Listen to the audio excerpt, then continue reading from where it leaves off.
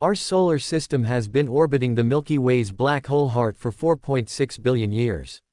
But it is hard to pin down exactly how many trips around the galaxy our Sun has made during that time.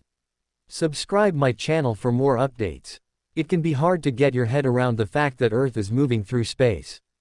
But it is even stranger to realize that you are making two simultaneous journeys, around the Sun and through the Milky Way. Just like the Moon orbits Earth and our planet orbits the Sun, our home star is also circling the Milky Way, or, more accurately, orbiting the supermassive black hole at the center of our galaxy. The entire Milky Way is actually constantly spinning around our galaxy's black hole heart. So exactly how many times has our solar system spun around the Milky Way's gigantic black hole heart? The answer isn't as simple to work out as it may first seem.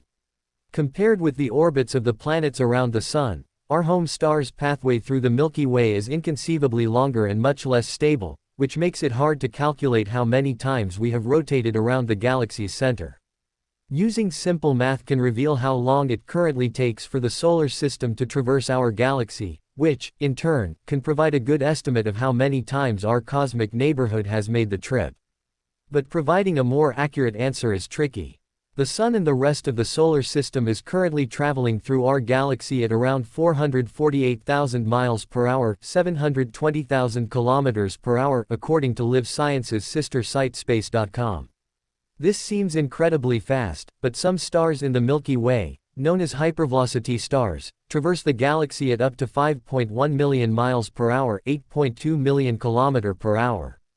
At the Sun's current speed, it takes around 230 million years for our home star to complete one trip around the Milky Way.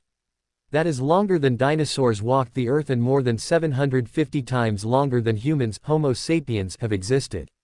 The Sun is around 4.6 billion years old and Earth was born around 100 million years later, according to the Planetary Society. This means that if the Sun's orbital pathway remained constant for all this time, it would have completed around 20 trips through our galaxy, and Earth would have been dragged along for around 98% of those trips. However, the Sun's orbit has not remained constant over its lifetime. Instead, our home star has likely moved around quite a bit since it first formed. The Sun was probably not born where we find it now, Victor Di Battista, an astrophysicist at the University of Central Lancashire in the UK who specializes in galactic evolution, told Live Science. Instead, our home star was probably born much closer to the Milky Way's center, he added. We are currently located around 26,100 light-years from the galaxy's center. But the metallicity, or chemistry, of our Sun suggests it was born around 16,300 light-years from the galactic core. This outward movement is known as radial migration, which involves stars being pushed along the spiral arms of galaxies like the Milky Way by the momentum of the spinning limbs. Kind of like how a surfer rides a wave, Di Battista said.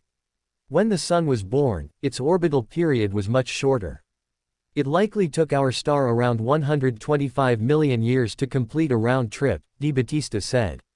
As the Sun migrated outwards, its orbital period increased, but it likely took billions of years to move to its current position, he added. This means the Sun has actually been flung through the Milky Way more times than our earlier estimate would suggest, though by exactly how much isn't clear. Radial migration happens to lots of other stars too. Roughly half the stars in the solar neighborhood are thought to have been born elsewhere. And been pushed outward, Di Battista said. And the further out from the Milky Way's center, the higher the percentage of stars that have migrated outward, he added. The Sun is now believed to be in a fairly stable orbit around our galaxy. But there is a chance that it has not finished moving completely. It is, certainly possible, that the Sun will continue to migrate outward, Di Battista said. However, it is impossible to predict by how much.